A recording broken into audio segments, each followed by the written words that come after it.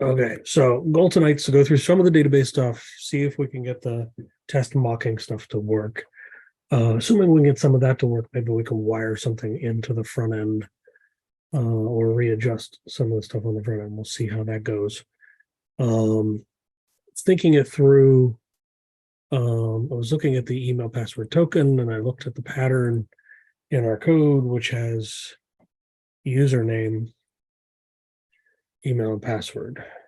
But we need to add the token, so when they log in, it does that. When they log out, we need to kind of think that through, because the token should have an expiration on it.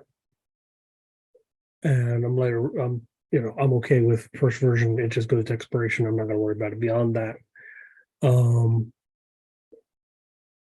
We'll need a stash to do a simple comparison against kind of thing.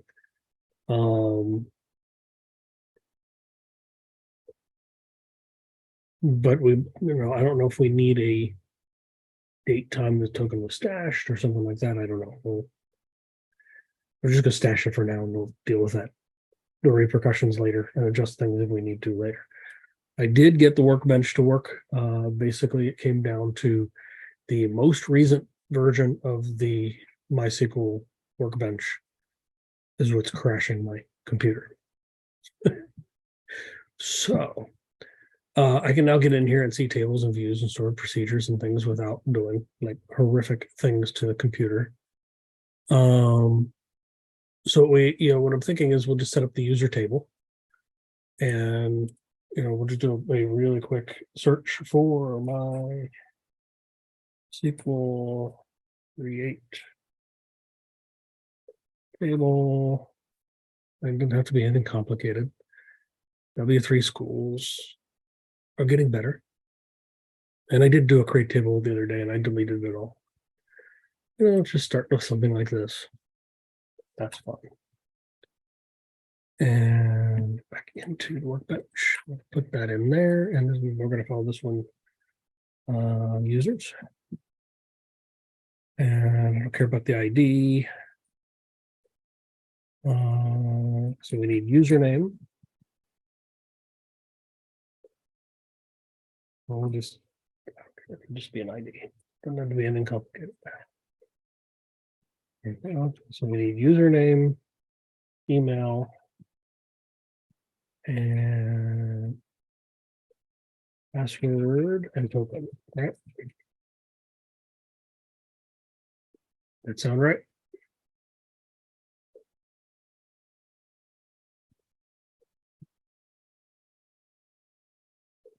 All right. So that's matching what we did over here. Username, email, password, token. User, name, email, password, token. Doesn't seem to like password, but we'll see. Select, we'll execute. And what happened? Error code, no database. Oh, it'll probably help when we use the database, right? Yeah, should be all we need. Run. All right, we're using the database. Yeah, let's create a table in the database. Look at that. We created a table in the database. We did notice it doesn't do much over here, but you can refresh. There we go. Now we have a users table. It has columns and index and foreign keys and triggers. Yeah, we could do a better version. This is quick and dirty. Okay, we'll clean it up as we go. Just proving we can do it for one, not having my application crash on us every few seconds, right? That's nice to see. So we got it in there. We can add to it. We can remove from it as needed. I still need to learn a little bit about how that's interesting. VS Code. Hang on. There we go.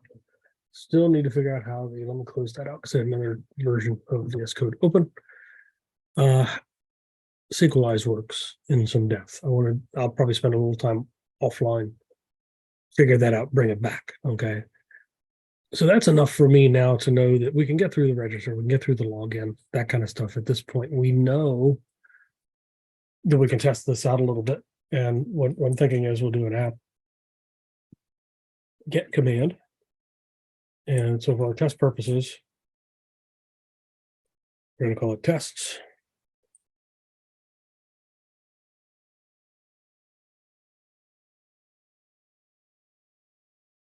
That's the response. And what do we need to do? Well, we need to pass it back, right? I don't want to pull it out of the database quite yet.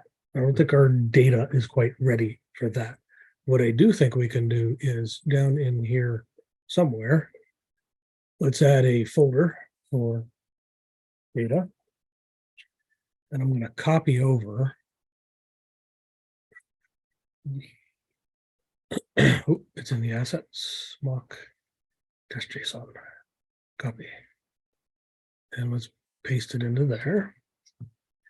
There's our file, right?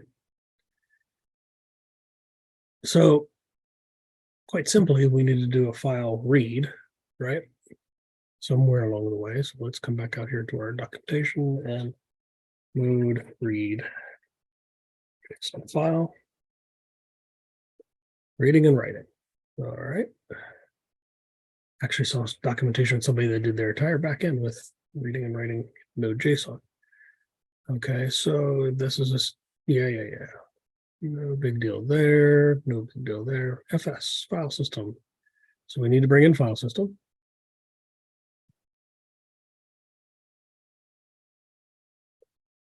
So bring that in, we know we're gonna need that.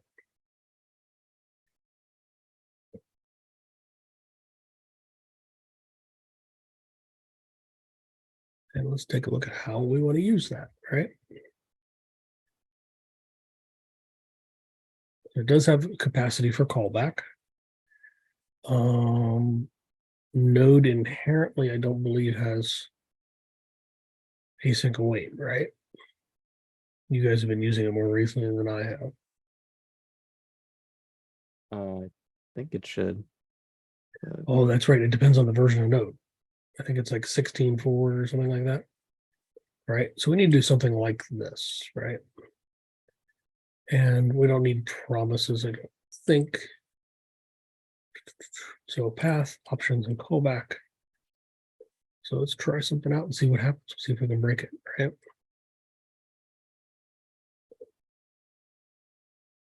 This is one way. That's not how we want to do it.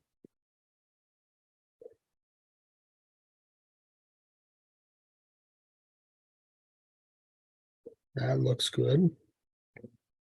So I'm wondering if we do something similar to that.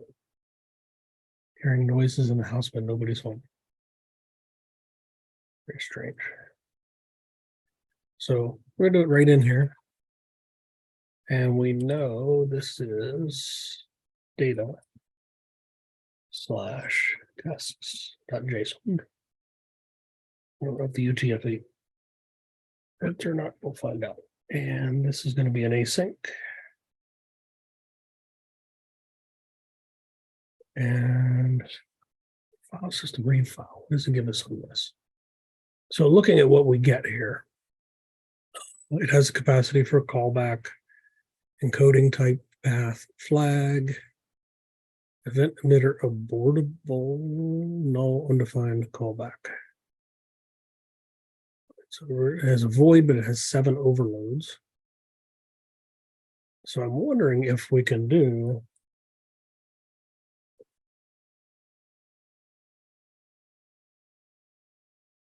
that.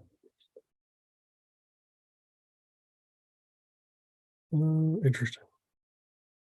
I don't know if we're going to find out. So we're just going to do a console log for now. We'll figure out how to return it in a bit. And we want to do a response status 200.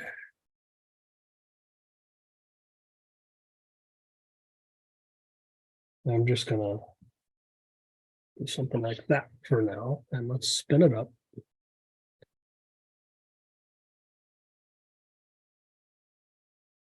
See if we can crash it, right? And what was my commands real quick? dev. Okay, so npm run dev, start it up, and failed. Well, that's pretty good. Initials not defined. Okay, so there's something in here that we don't have an initial yet, right? Let's get rid of that. Don't care about that part. Drop and resync database. No big deal there. So it should be running on port 4001, which then means we can go back to our Postman. Remember, we set that up. And I'm going to copy this. There's just away. Where's my copy? Duplicate. And so this one is going to be, come on, there we go. API tests, right?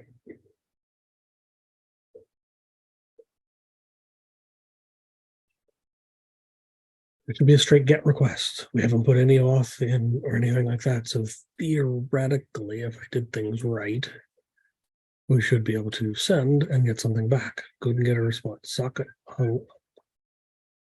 That's interesting. Let's go back to root and see what we get there. Because when we did this one, connection refused at 127.0.0.1.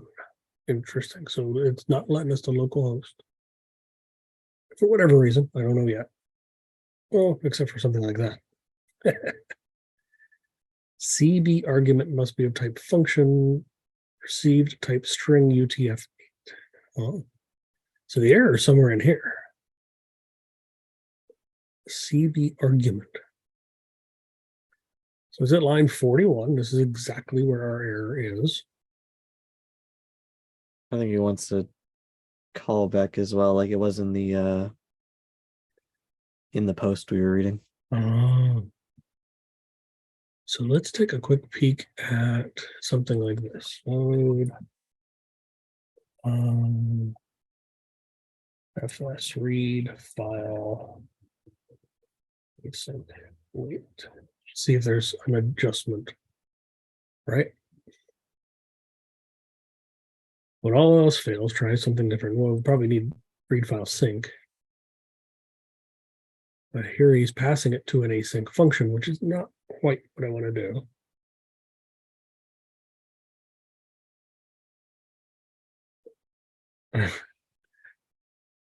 Oh, so he loaded the file system.promises to file system. Interesting. Let's try it. Right? What's the worst that can happen? Fails? All right. I'll get the attendance in a second if you guys haven't gotten to that yet. So that should have been file system.promises, which reloads. And let's see if we can crash it again. We'll start with that one, which we know works, right? Unauthorized. Perfect. Crash and burn. Sending a request. Well, we're doing something.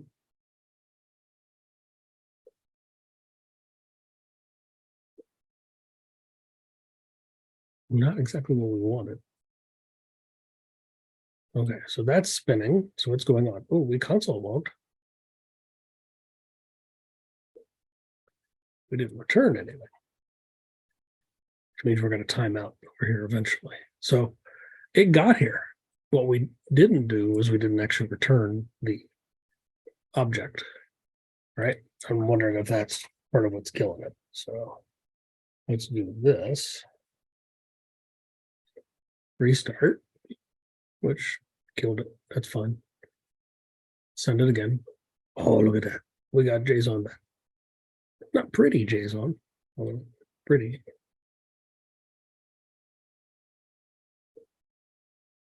Raw.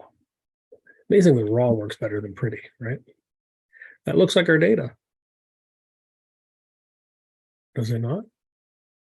So what we eventually need is this to be converted into a, let's get it from the database. Of course, we're going to build the database up to be able to store all that, right? But we're wiring up and we're testing logic and we're trying things out. So it's working pretty cool. I noticed chat has 2 messages in. Do I already have Postman installed? Yes, I had Postman installed already. And then somebody posted the attendance. Awesome. Thanks, Jack. Did everybody see the attendance? Maybe the link. Yeah, I see it. Okay. All right. So that's working, and that's pretty cool. I'm taking the console log out so we don't get that problem again, and we'll figure out all this table stuff later. Let's take a look and see if it's done anything to our databases. So users was named different, so we shouldn't have any problem there. And it did. It dropped everything and rebuilt a new users. Okay, that's annoying. So something in the setup of that code I expect here is what's causing the problem. And it's not a problem. It's, it's got this drop and resync process, and I can see what happened here. We're setting constraints. What are we doing here? Table name user. Drop the table if it exists. Create the table if it doesn't exist. With this setup, we might not want to do that every single time. Right? For now, I'm not going to stress on that. I need to figure out, like I said, a little bit more of what's going on over there. But while this is up and running, let's jump over to our front end and Angular, and we don't need assets. We need to be in here. So let's take a look at our core services. We have an API handler service that is getting a URL and getting tests, right? This is the test data that it's retrieving using the URL. The URL is generated out of localhost, which means we need to take a look at where our config is coming from. So endpoints comes from config endpoints, which is coming from config. So we'll just go to the definition and we'll move that over. There you go.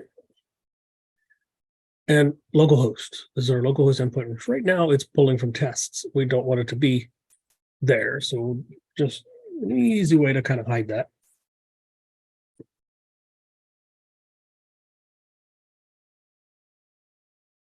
We want to try a new endpoint, right? So it'll be HTTP localhost. What was it, 4001? Is that right? Yep. Yeah. Slash. And now that's the endpoint.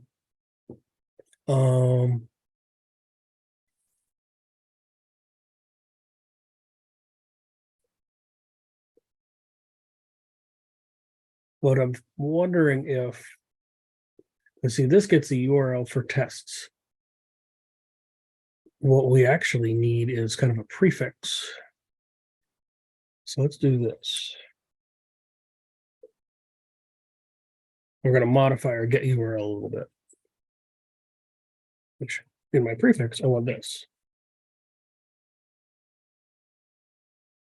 So that our slash will be API slash tests. And the prefix is here. We'll have to build a prefix for the GitHub pages and that stuff, but we're not there yet. Okay, so GitHub pages is going to have to use the original pattern we used here. So in the old tests, we would just take this part off, and the prefix makes more sense because then we're going to have separate API addresses for this and this and this and this and this, right? So if we're doing a local host, so we know it doesn't include GitHub IO, we're going to pass the endpoint back with the key, but we also need to add just real simple add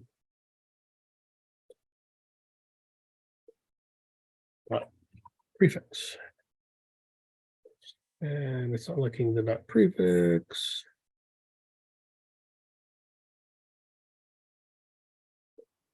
Like that. Let's replace.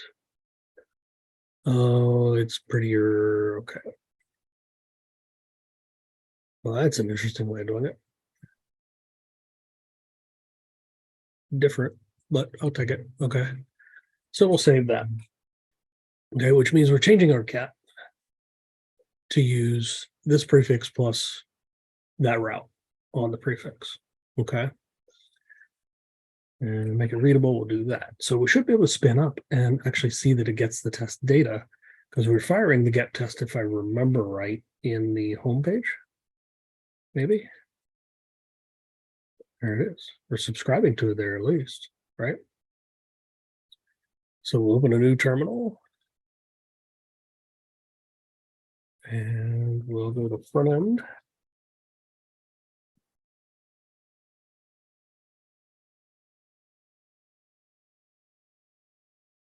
If this is right, we've now wired our front end and our back end together for the first time. Of course, odds of it being right given my luck today are found kind of slim. We'll see. Compiled successfully, should be opening in a browser somewhere along the way. Localhost 4200, which I don't know why I didn't open it, but okay. Here we go. We got something. 12. Let's see our console. Okay. Access from origin has been blocked. Cores. Hmm.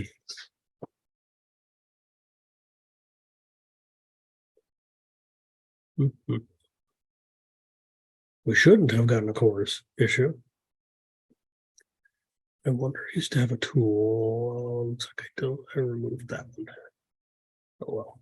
All right, so let's see what's figure out. Let's figure out, see if we can figure out what we did wrong. So this side should be right. It's got to be in the back end, right?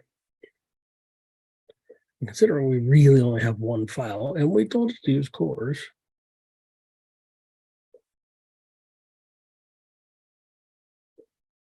I wonder. Let's go take a quick peek at. Rid of that, don't need that. Go over here. Node, cores, options.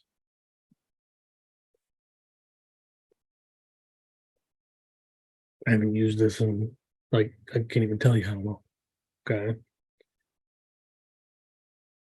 Enable all cores requests. Single route.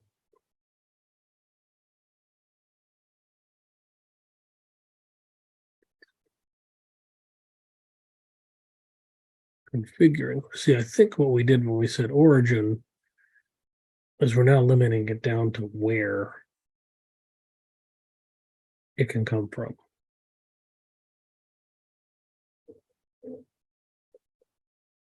I'm guessing. I could be wrong. But I wonder if this is the options or the whole problem. Because if you look, in most of these, he's not doing a cores option. He's requiring cores. He's using cores, but not passing anything through. So if we take that out,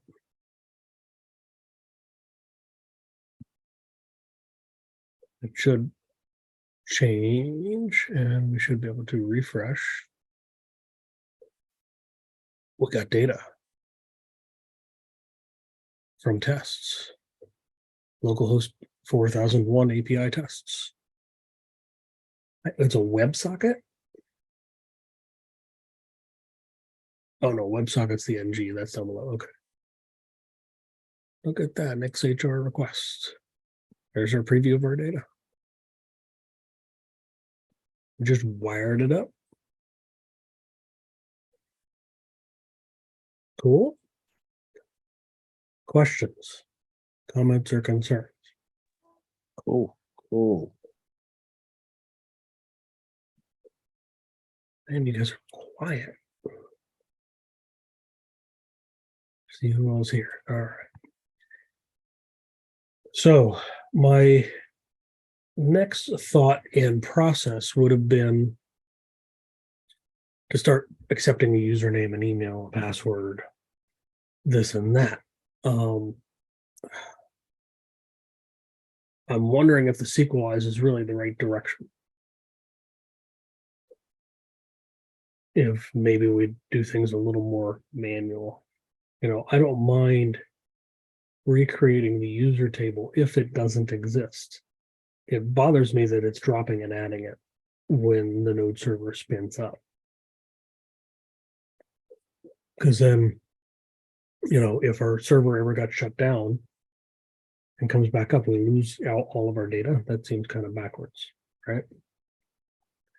So let's take a peek at that and figure out if maybe we can clean that up, or maybe we find a better pattern.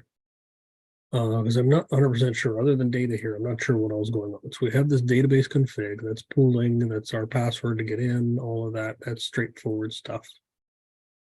Data we know about. Middleware is our auth, which we haven't even written yet. We have this model that really is using Sequelize, it looks like, in a pretty reasonable way. It's requiring the model user, which returns it. But to me, what I have a problem with at the moment is why then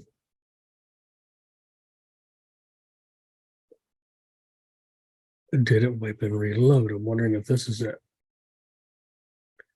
That sync force true. Let's take a look at that, see if we can find something out on that. Sorry, my phone is telling me about an Amber Alert at the moment. I might watch. So Sequelize, sync. Let's see what the sync does. I like that. How to use it without difficulty. All right. Sounds like a good place to start, right? Sequelize has been introduced. All right. Migration scripts. That's much more complex than what we're doing. Sequelize sync. Okay, so on this account, Sequelize's database sync command, widely used in many projects when I joined. All right. Creates new tables according to the schema specified in the model. You can see what Sequelize is doing through the log printed in the terminal, which, okay, makes perfect sense.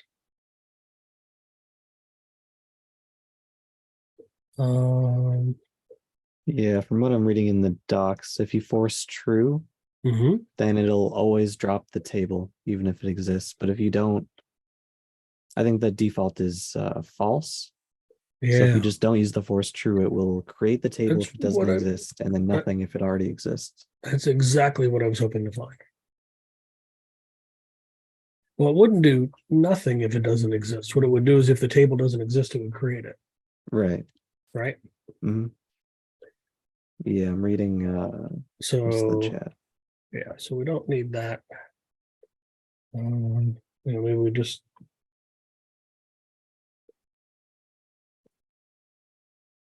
something like that.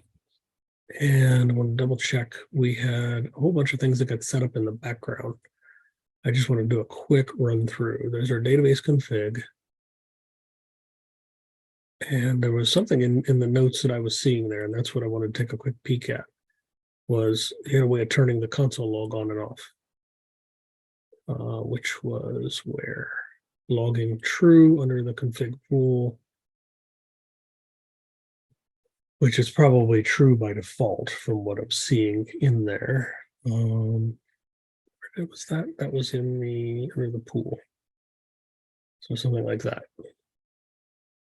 And then something like that, and then it should not be wiping our database every time, right? So let's take a quick peek at our database again real quick and see what we have. I'm going to get rid of this. We don't need that anymore. And here's our users. And if we open it up, ID, username, email, password, token created at, updated at. Basic stuff, nothing complicated there, right? I wonder if I can say, wow, that was easy to add me. Our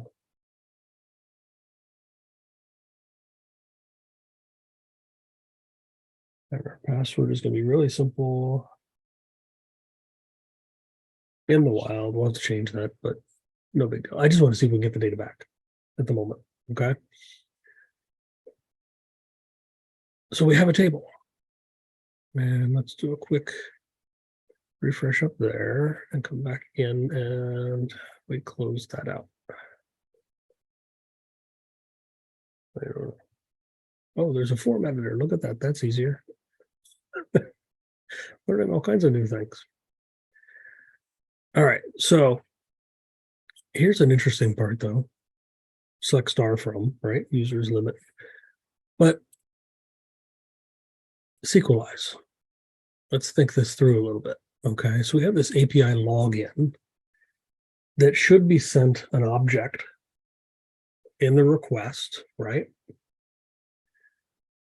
That should contain username and password. Then it should go find the user, right? And match. So let's see if we can figure some of this out, right? So what does the request look like? So what if we did something like username?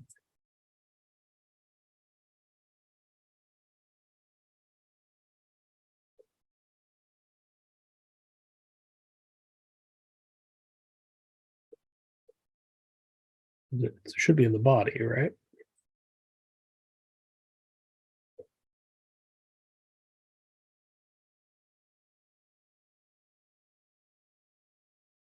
That might be enough. Yeah, I think that's it.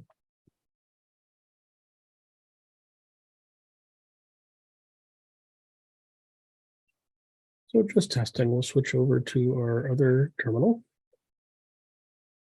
Reduce that down just a little bit so don't go off the screen as frequently.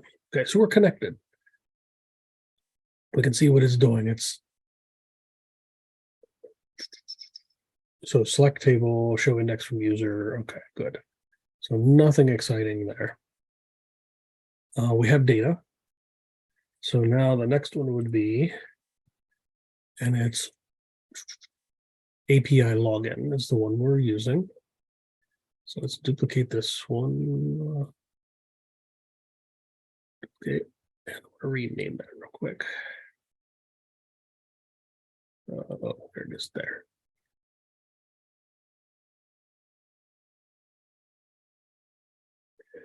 And this is going to be login.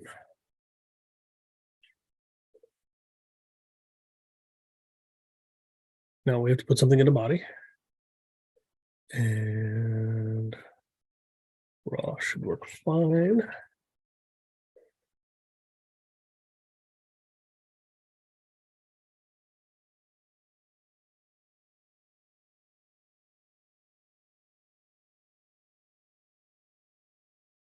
And let's try and send that and see what it does.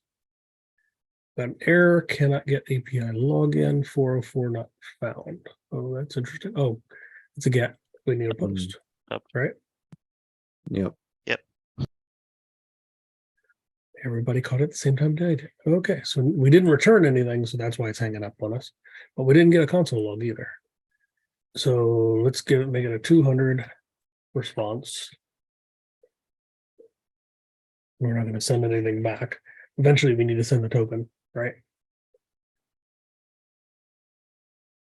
Restarting. Do a quick save, send. Okay, so it responded with nothing, which is fine. We expected that, but we should have had a console log but it got undefined, undefined. So this is not right, but okay.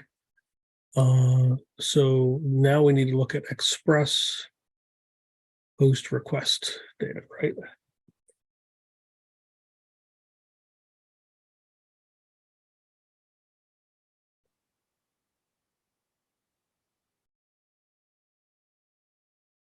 Let's see what that gives us.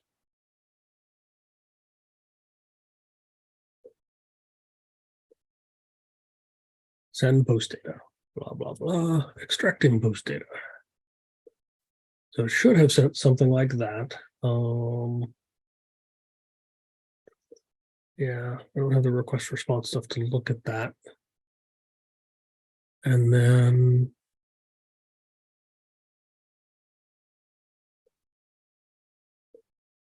so request body is what it is, but I wonder if request body is coming through as a string, right? So Oh yeah, if you have it as text, maybe it's a problem in the Postman. let's look. Let's try that.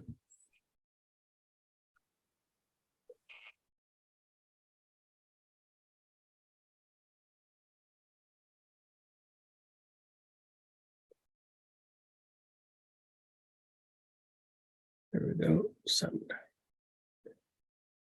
And did we get undefined again? No, we got the right info. Oh, Nice, got it. that's a step in the right direction, right?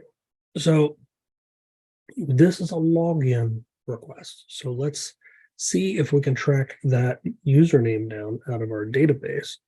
We need to use Sequelize for that, I'm assuming, right?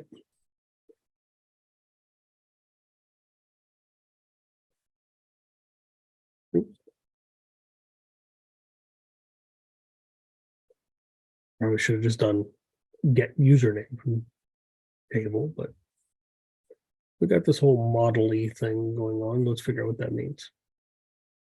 Models, users, find all.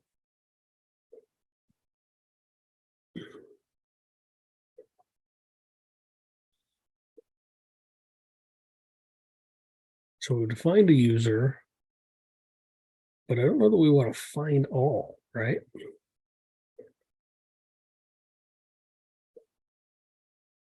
Let's refine this a little bit. Request, no, express. Row one. Let's go back. So Sequelize, get user from user. I'm sure somebody's done that somewhere along the way, right? Yep.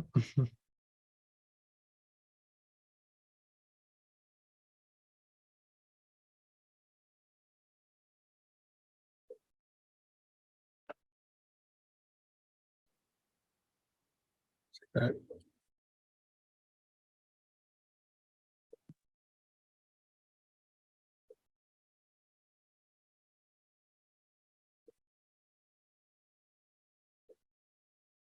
take a quick peek at that one. Just run through. I'm hoping to find a big chunk of node code. Oh, there's a find one method as well. Perfect.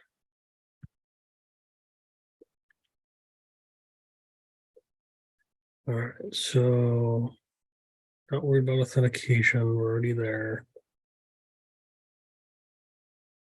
But sorry, get that out of the way. So that we've done.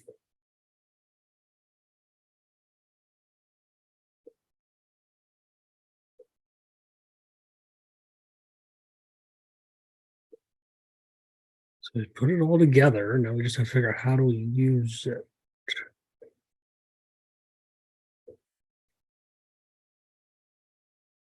Using it for your database queries. All right, so we've synced at some point.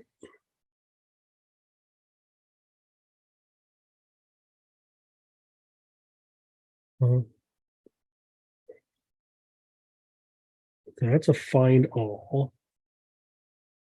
That's a create. Oh, he created. So this is how we create a new one. but somewhere in there he's got the data model, which I think we have. Oh boy. Which I think it got attached to DB, because DB required model, which is this file, and it has the DB user that pulled the information we needed out of the other one. So we should be able to use db.user, I'm thinking.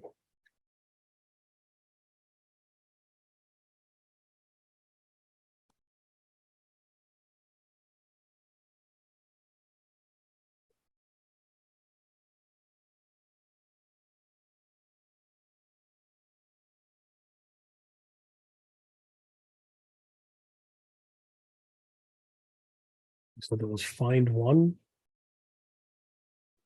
Yep. Here I Go can too high up on that one.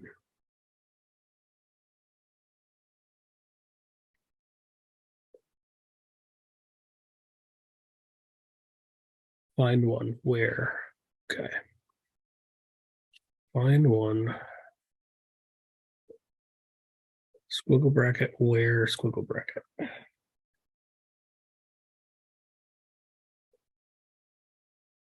And this was username. Username? All right.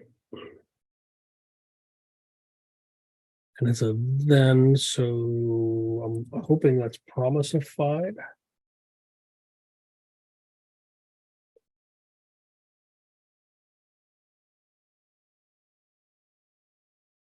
We'll find out. Yeah, they did this in the docs, so I think it is, or it should be.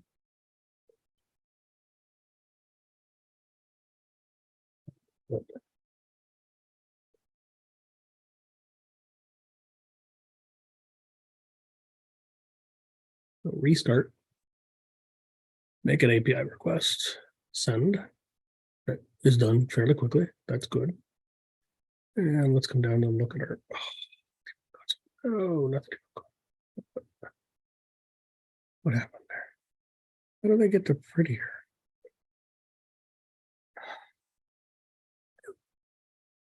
Terminal. There we go.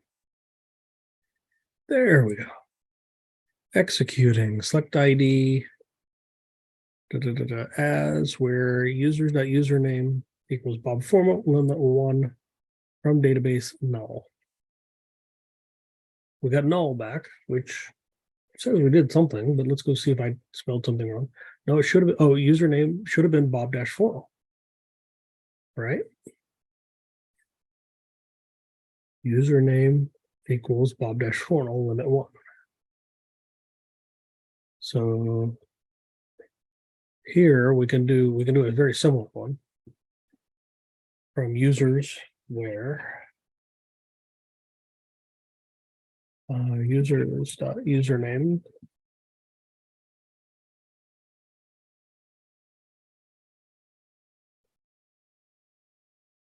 and if we execute that,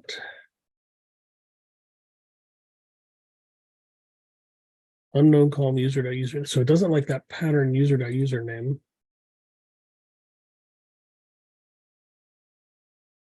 Zero rows returned. What happened? Wait. We have no data. We had data.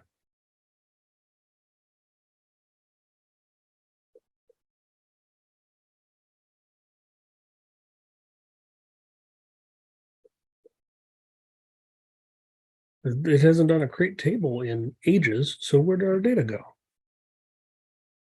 Yeah, that's weird.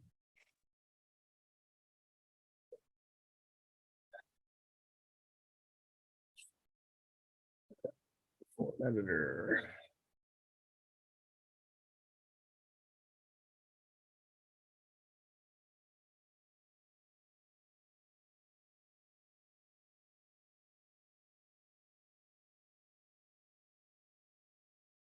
All right, and apply. Review, apply. error applying the SQL script into users, username, email, password, values, password. Field created at doesn't have a default value. Oh, it's got to have a create at date time. So that may have been in the dollar row. May have dropped it. All right. So we need to add a created at. I can't scroll down here. Understand. That should be scroll. You would think that would be scrollable. Created at has to have a date time. I need a date time.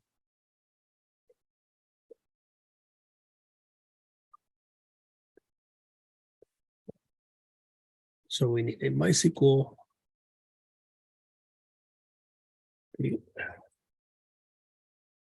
stamp.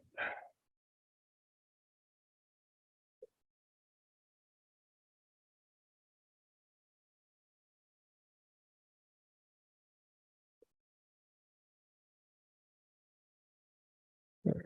So it's going to be something like that. Year, month, day, hours, minutes, seconds. Okay. So let's go back over here. And is it created or updated? I don't know. Doesn't matter.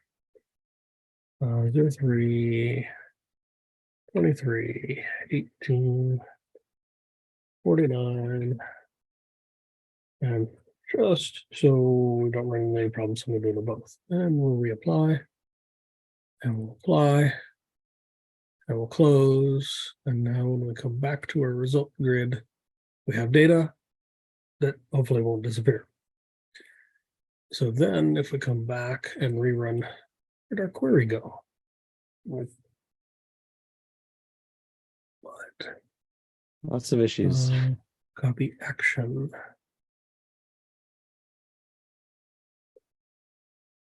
Oh, I wonder. We'll get a couple of these open. There it is. That's what's going on. All right. So it ran and it got 0 rows returned. Our database now has nothing in it.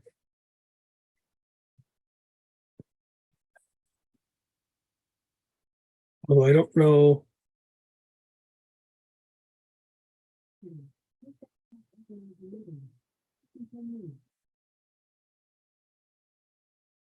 See, this is a result grid. This is what kind of wondering what's going on, because the result grid might be tied to. So I want to copy this real quick. I wonder if the result grid is tied to the user data. Don't save. Yep, the grid is doing something different there. So let's reopen everything. So, okay, so it is there, but it didn't come back as a result from that query. Select star from users where username. Okay, so if we do a use users HTAT and run that. Oh, not user. Run that one. Where's our action output? Oh, it's off the screen. Okay, so we're using no rows affected. Okay, so we should be able to select from users where username equals pub portal. So why is that command returning 0 rows?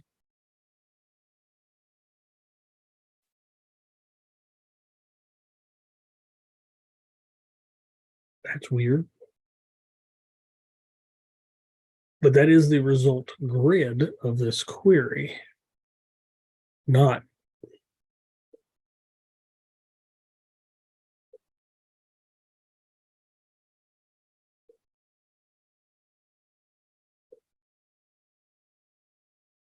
I don't understand why we're getting. So if we did this and reran it, we get everything.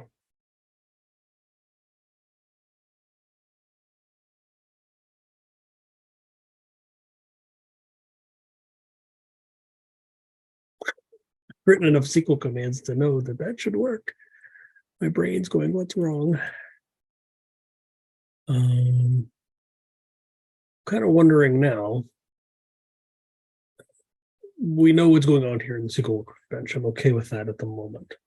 Not super fabulously, but I'm wondering, oh, come on, go away.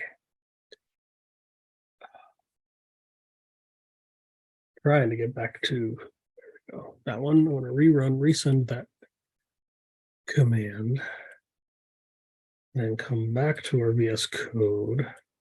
It is still getting null when it's looking up username Bob Fornell.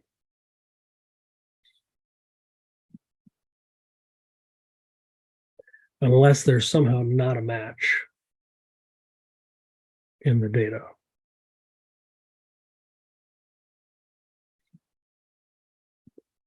The only thing I can think of is that,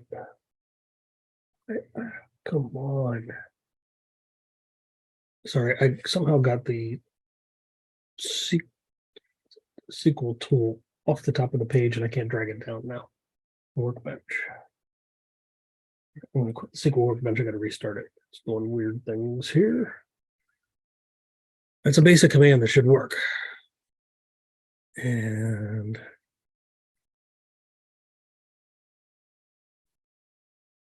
we don't have our data.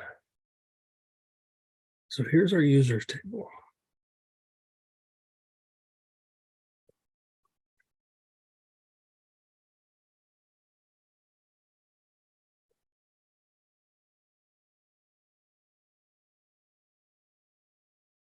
Does it have a build tool? There used to be build tools that I've worked with.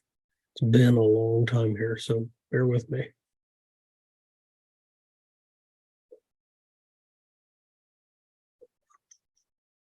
And there's no build in here.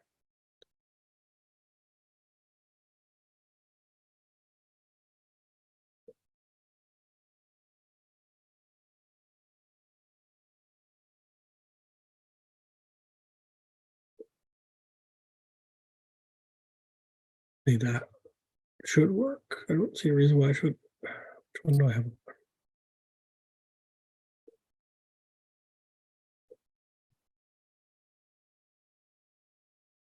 Currently looking at all the data. So we execute that.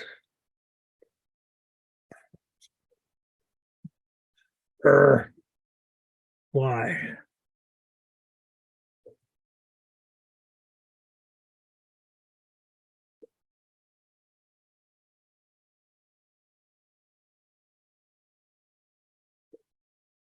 That's the execution plan. I don't want to see an execution plan. So varchar 255, I don't see anything in there unusual.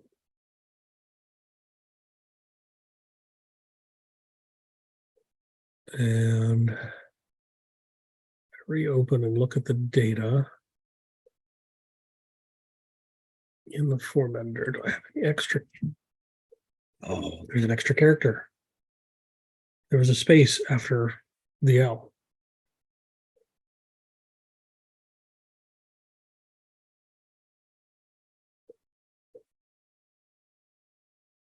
There was an extra character. Let's run it and see.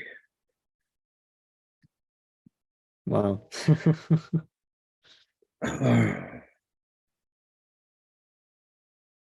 There's language I want to use, and since we're recording, I'm not going that route. All right, so let's do a quick send. Come back. Look at this. We got a record. We got something from DB users, data values, previous data values, unique number is new record. No. Attributes. This gives us all kinds of stuff. So what that means now is we can get a username and password. The very first thing we should do is we should encrypt password, right?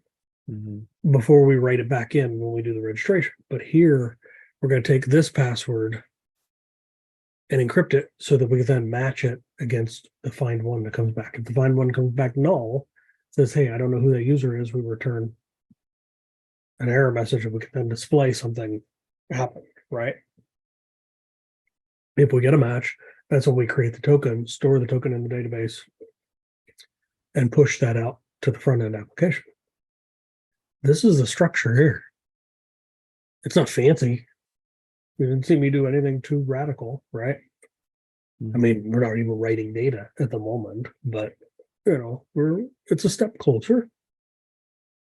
I think a big step closer. Questions, comments, concerns? Okay. The biggest one I didn't want to jump into tonight was doing the registration login and that stuff, because I know Adeline wanted to pick that one up and was talking about it. I don't know if he's jumped into that code or not. So let's see what calendar. Let's go look at the calendar real quick. I'll push that code up here in a minute.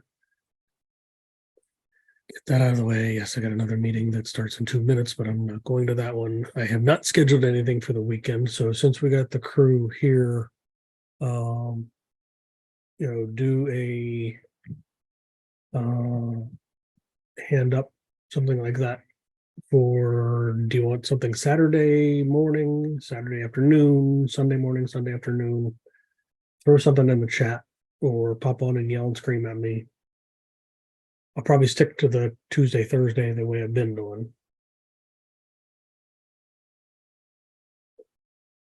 I mean, I could do the It's all Eastern time. yeah, I could do the Saturday 10 Eastern you've been doing. Okay. Saturday works best for me too. All right. Me too. Saturday. All right. So let's Saturday. Man, consensus. I like that. All right. So Saturday. Okay, there we go. The 25th. 10 a.m. Eastern. It's a long way back there. There we go. Save. All right, and then I'll put a Tuesday, Thursday on as well when I'm done here. So really, we got a lot of this done. Figuring out what's going on with the database and that kind of stuff, and not wiping out our database every time. I'm curious to wipe out the database once and see what happens when we just start it up and that table's not there. Or not, we'll wipe out the database, wipe out the table, and see what happens. You know, we want to build the auth all the way through, and you know, if we're setting up a new machine, you know, well, you can register. That's something we're going to be able to do. So on a clean machine, matter of setting it up and maintaining that, right? All right, so we got this accomplished, really. Yeah. And then I'm going to put that in. That one, that was really, boy, that's really in the wrong place. Let's put that over here. So the backend node card, I think we have the majority of that done. Although it's kind of on the same card, the HTAT 26. So that one and that one are pretty much in good shape. I don't have code merged in yet. So let's do this, and you guys can take a look at the code and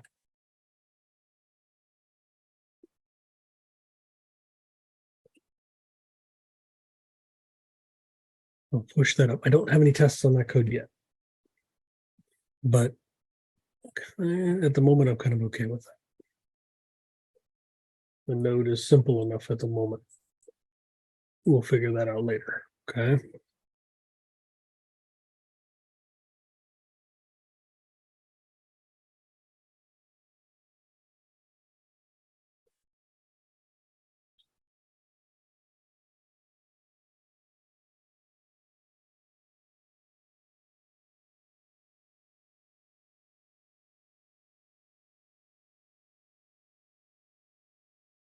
We don't have testing yet.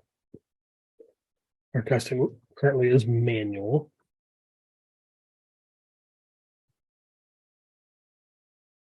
we'll do that. So I'm just going to say.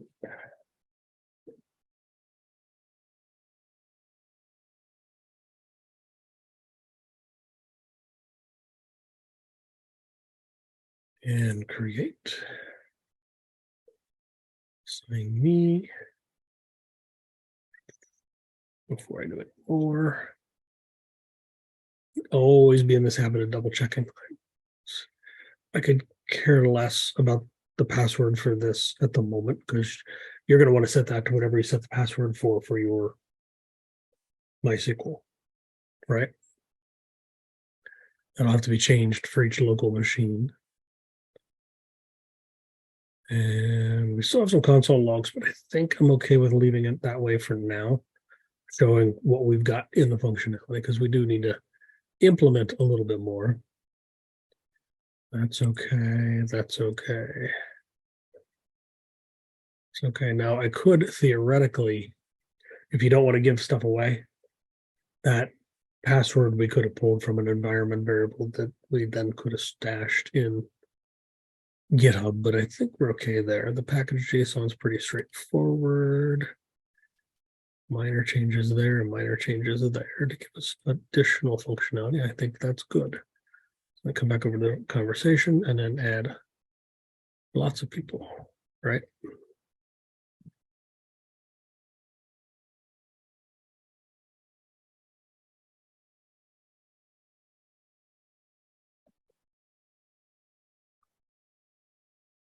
Why is it not letting me add those people? I think I'm not there yet. You send me an invite, but Say it again. I think I'm not in the list. Oh, you're not in the list. No. That's possible. Hop into the chat. I need your GitHub Okay. username and or email. Yeah. Me again. Come on. I did this earlier and it wasn't letting me use the GitHub mobile. It never did pop up. Give me a second. See if that pops up this time. Oh, look this time.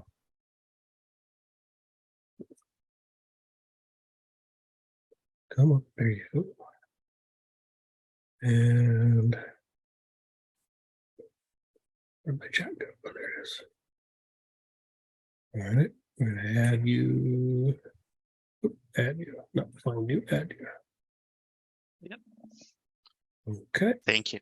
So that's out pending. Okay. You can, once you approve it, you can hop into the repo and you'll be able to track down the pull request. Okay. Where did we get an X? We got a failure. Where did we get a failure on? We have a failing unit test. I didn't rerun the unit test. So I don't know. All right, let's shut that down. Let's get that fixed before I say we're done. And so that'll mean we'll trash that. We're going to open a new integrated terminal. And now I wonder.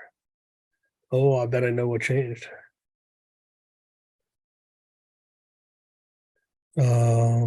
We changed one of the functions in the API service.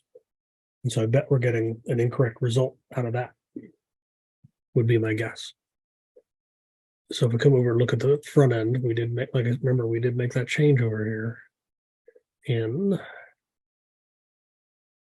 this one. That changed, which means our test is probably going to fail. API handler service get URL. Exactly what failed.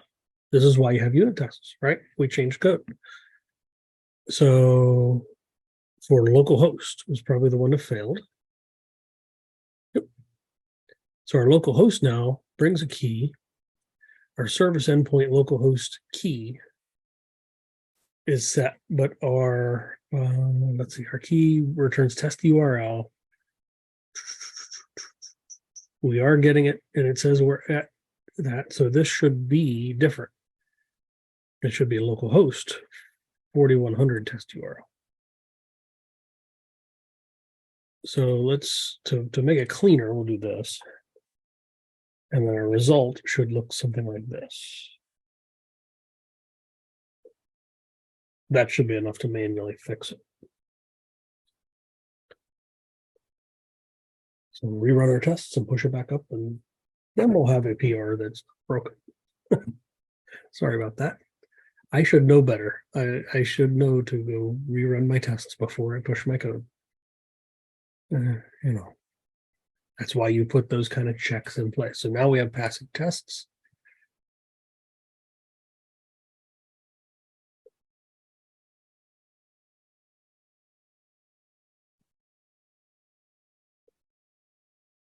Push to origin. It should now be rerunning at some point. There we go, rerunning. And because we're only running front end tests at this point, we shouldn't have any failures. Okay, what do I mean by that? I want to make sure we're all in agreement here. We'll be done in just a minute. In the GitHub, we have a workflow on pull request. So on the pull request on the main branch, we're actually executing npm CI and npm run test in the front end folder. We're currently not running anything in the back end, so we need to make sure we get back end tests in there at some point. I'm going to have to look at Node and what they suggest for testing, but that should be pretty straightforward. I would think. I don't know. We'll find out. Okay. Which at some point then we'll come in here and we'll have a name front end test and a name back end test and do the same things basically. Okay. But since I passed local, it'll pass here as well. Ready for reviews, whatever you guys are ready to review them. I'll leave this out probably till we meet on Saturday. And we'll close it out then. So you'll have some time to look at the code and see what was done. Okay. Any questions, comments, concerns, anything we missed? Federico's probably not in the Discord, right? Yes, I'm in the Discord. You're in the Discord? Yep. Okay. Good. That's one less thing to worry about. And everybody filled something out on the attendance so I can update the logs when I'm done. Yes? Okay. Let's stop the record.